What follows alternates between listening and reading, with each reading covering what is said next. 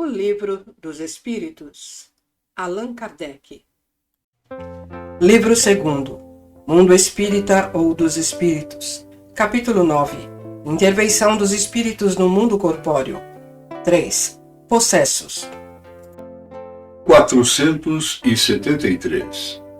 Pode um espírito, momentaneamente, revestir-se do invólucro de uma pessoa viva, quer dizer, introduzir-se num corpo animado e agir em substituição ao espírito que nele se encontra encarnado? O espírito não entra num corpo como entras numa casa. Ele se assimila a um espírito encarnado que tem os seus mesmos defeitos e as suas mesmas qualidades, para agir conjuntamente. Mas é sempre o espírito encarnado que age como quer sobre a matéria do que está revestido. Um espírito não pode substituir-se ao que se acha encarnado, porque o espírito e o corpo estão ligados até o tempo marcado para o termo da existência material. 474. Se não há possessão propriamente dita, quer dizer, coabitação de dois espíritos no mesmo corpo, a alma pode encontrar-se na dependência de um outro espírito, de maneira a se ver por ele subjugada ou obsedada, ao ponto de ser a sua vontade, de alguma forma, paralisada? Sim, e são esses os verdadeiros possessos. Mas fica sabendo que essa dominação não se efetua jamais sem a participação daquele que sofre, seja por fraqueza, seja pelo seu desejo.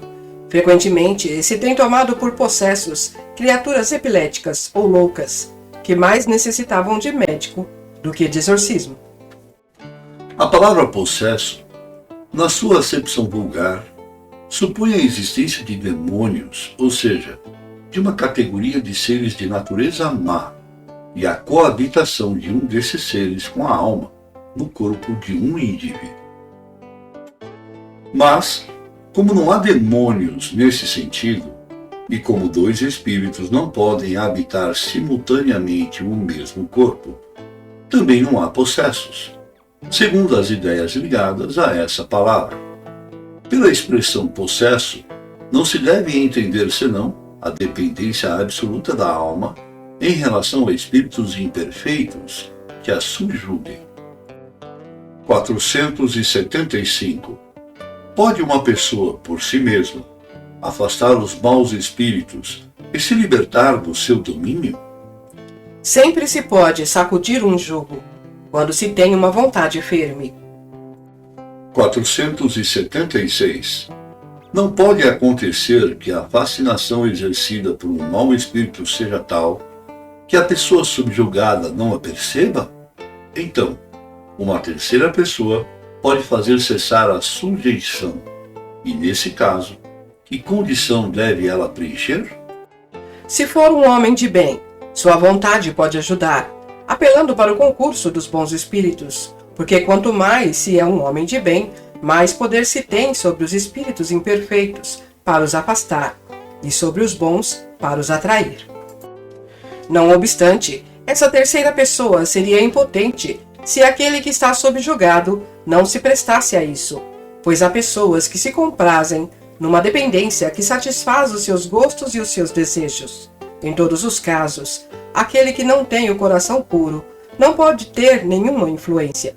Os bons espíritos o desprezam e os maus não o temem. 477. As fórmulas de exorcismo têm qualquer eficácia contra os maus espíritos? Não. Quando esses espíritos veem alguém tomá-las a sério, riem e se obstinam. 478. Há pessoas animadas de boas intenções e nem por isso menos obsedadas. Qual o melhor meio de se livrarem dos espíritos obsessores? Cansar-lhes a paciência, não dar nenhuma atenção às suas sugestões, mostrar-lhes que perdem tempo. Então, quando eles veem que nada têm a fazer, se retiram. 479. A prece é um meio eficaz para curar a obsessão? A prece é um poderoso socorro para todos os casos, mas sabeis que não é suficiente murmurar algumas palavras para obter o que se deseja. Deus assiste aos que agem e não aos que se limitam a pedir. Cumpre, portanto, que o obsedado faça de seu lado o que for necessário para destruir em si mesmo a causa que atrai os maus espíritos. 480. O que se deve pensar da expulsão dos demônios? De que se fala no Evangelho? Isso depende da interpretação. Se chamais demônio a um mau espírito que subjuga um indivíduo, quando a sua influência for destruída, ele será verdadeiramente expulso. Se atribuís uma doença ao demônio, quando a tiverdes curado, direis também que expulsastes o demônio. Uma coisa pode ser verdadeira ou falsa, segundo o sentido que se der às palavras.